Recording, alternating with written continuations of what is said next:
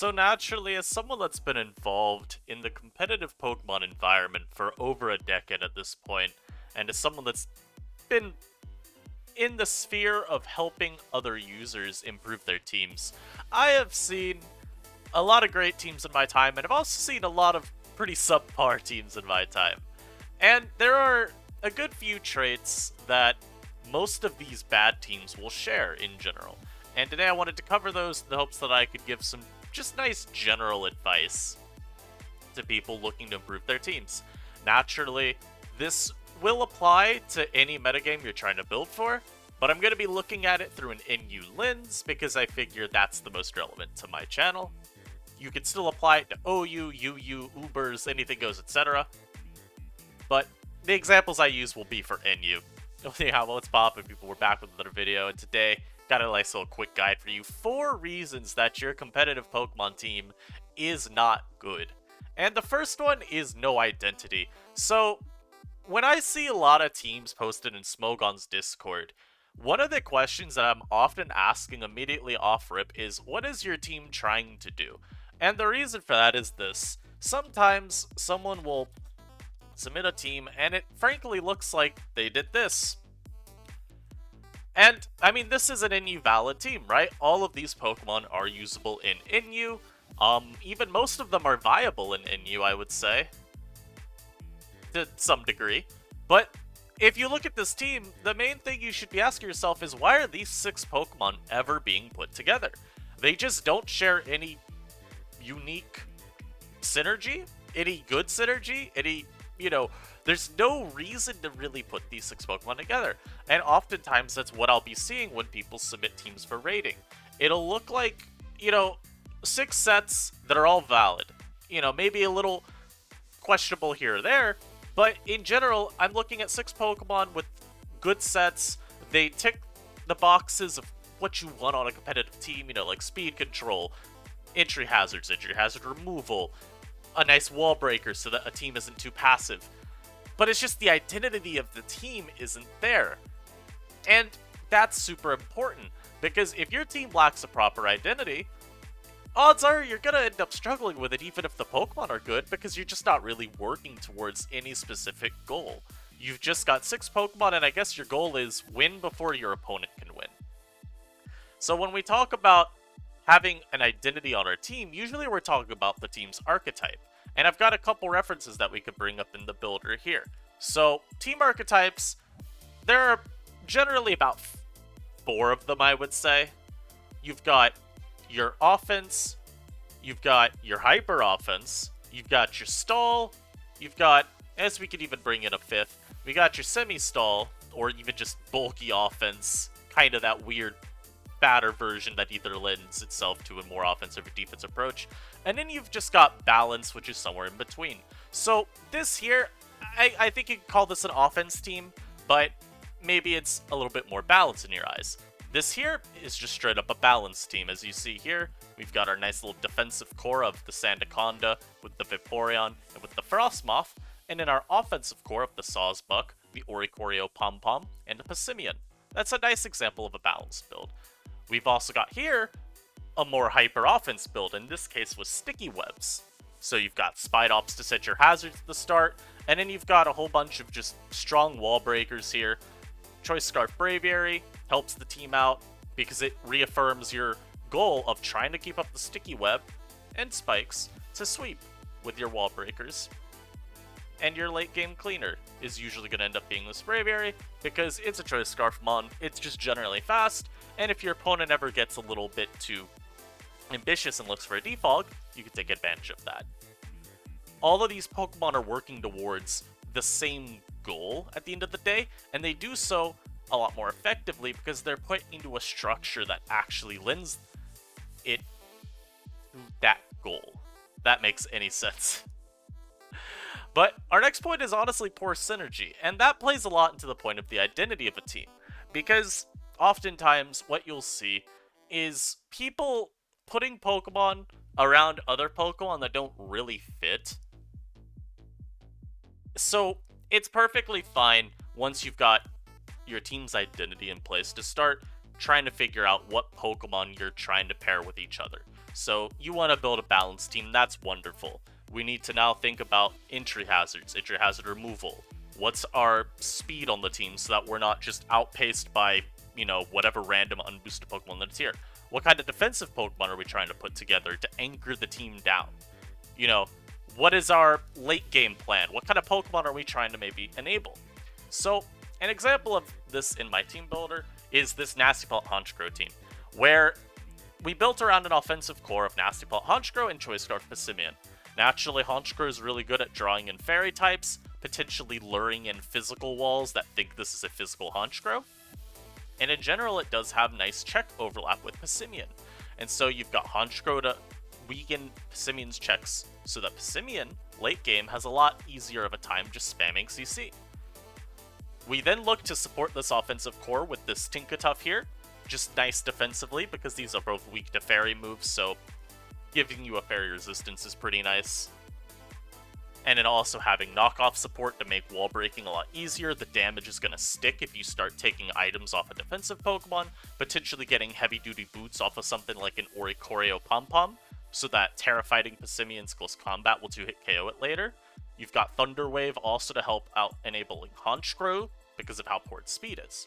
And then a nice little bulkier Oricorio Pom-Pom, because it's got pretty good defensive synergy with Tinkatuff. Gives it a nice ground immunity to fall back on. It can cover for any stray rock type attacks coming Oricorio's way. Goodra shores this team up a lot by giving a nice resistance to water, which this team otherwise wouldn't have. Albeit, maybe not the best, but that's why you also have Terra Grass on Oricorio. So if you're up against a physical water type Pokemon, well, there you go. A little bit better of a fallback plan. And then you've got the Rabsca, just as like another alternative fighting resistance. An alternative late game Pokemon that, you've got a nice strong special attacker here in Nasty Pelt Honchkrow. It does share, at the end of the day, a good few checks with Rabsca, in particular steel types. They will try to check Honchkrow potentially, even if it's just another foe Terra stylizing into a steel type. And so it can potentially open up the gate for Rabsca later on.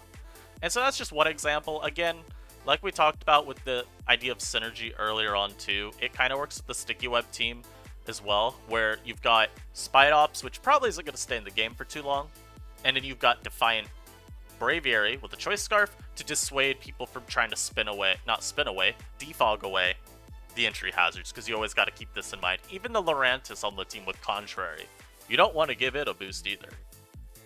So it's very important when team building to keep in mind how your teammates actually work together to achieve whatever goal you're going for. And then probably the next easiest example to reference is people just using bad sets. So, for example, there is a lovely set that I think everyone probably can recall seeing at least 5 times back in Sword and Shield NU, which is Assault Vest Hitmontop. And I mean, Hitmontop's just kind of bad in general. And while Assault Vest maybe works for it a little bit last gen, it's not really a set that it runs throughout the generations. Hitmontop's not really a Pokemon run throughout the generations either. But usually what you're seeing out of that Pokemon is it takes a much more physically defensive approach, using Intimidate, plus Rapid Spin and Toxic just be a really annoying wall. That's what you see a lot of in Generation 5 UU. Another great example of just throwing a random Assault Vest on a Pokemon is Incineroar in Generation 7 NU, where I guess because these Pokemon have Fake Out, people really like to fall back on them as this just generic, nice offensive but also defensive option, where you also get a little bit of priority thrown in. Incineroar also gets knockoff and U-turn, so it seems like a really cool idea for compressing a lot of positives onto a team. But what ends up happening is you take away a lot of Incineroar's positive traits. So think about what else Incineroar could offer to a team. It could be one of the best setup sweepers or, setup wall breakers in Sun and Moon NU. Well, with an Assault Vest, you can't do that.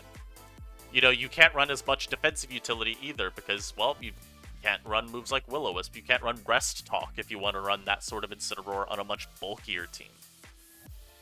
You can't even run, bulk up sets if you want to try one of those. Is all a matter of just not getting too caught up in the idea of having one Pokemon do a ton, I would say. Because I've seen things too where it's like Defog, Quiver Dance, Oricorio. I believe I actually saw someone have that on a team recently in the Smogon Discord. And while it sounds cool to be able to have your Oricorio to defog hazards while still posing that late game threat, oftentimes you're tasking one Pokemon to do too much, and so it just kind of ends up hamstringing its overall functionality. You want to make sure that each Pokemon is able to effectively fulfill its spot on your team. And I think if you run subpar sets, it oftentimes becomes too difficult for that Pokemon to actually do what it wants, because you're costing move slots, you're costing item slots that would otherwise be better used, for lack of a better word, towards getting that Pokemon to function at its peak. And then my last point is you're running too many niche Pokemon on your team. It's real fun to use your in-game team as just a normal competitive team, even if you're just looking to try and fix upsets and have those be more valid. So, think about a nice DPP team. You could have like a Luxray, you could have a Torterra, you could have a Tentacruel, you could have an Alakazam, and you could have a Golem and a Probopass.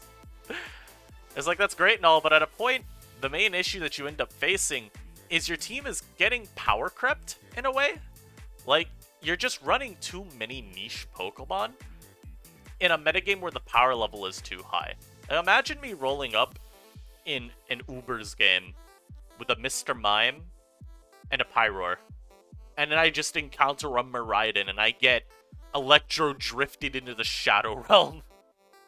That's kind of the idea we're going for here. You have to take your metagame's context into account and look at the overall power of the Pokemon that you're facing. One niche Pokemon is perfectly fine, and oftentimes it's a real fun way to build if you want to give yourself maybe a handicap, or you just find something that seems like maybe it does have a better niche in the tier than currently assigned to it. For example, on this team here, we got this little Toadscool. This Pokemon's pretty bad stats-wise, but you know what? It fits on the team pretty nicely, given what it does for me defensively, and with its utility. But I mean, if I start replacing, Vaporeon with, I don't know, a Marill, just another defensive water type, and Copperajah with, like, a Q-Font instead, and then my Toxicroak with a Machop, the team kind of starts to fall apart because you're just not using strong enough Pokemon at that point. And as a result, everything in the tier just kind of stat checks you by virtue of being a better Pokemon. But I think that's going to do it for this video, guys. I hope you all found this kind of useful.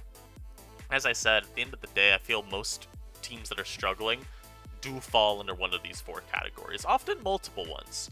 And so there are a couple questions that I would just always recommend you ask yourself when you're team building. 1, what is your team trying to do? 2, do these Pokemon make sense together? Are we working towards the same goal? Is there a better option that maybe better suits the team and helps me achieve what I want to do late game? 3, is my team just, am I strong enough to keep up with the power level of this tier? And of course, the last one, 4, are these sets good? A quick way to check out if your sets are competent or not is if you go to the EVs section of a Pokemon, you'll see Smogon Analysis as a little button you can click.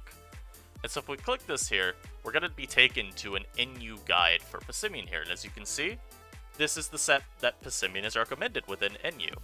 And you can look at other generations as well. You can look at other formats as well, so if there's ever a RU set for Passimian, you could check there. This is just a nice quick way to make sure that you are running sets that are a little bit easier to justify. And while sometimes a Pokemon won't have a set here just because, it hasn't been gotten to yet, you could always reference a chat room on Pokemon Showdown, or you could reference one of the competitive tiers Discords and ask for help there. But as I said, I hope y'all enjoyed this video. I'll catch y'all next time. Peace.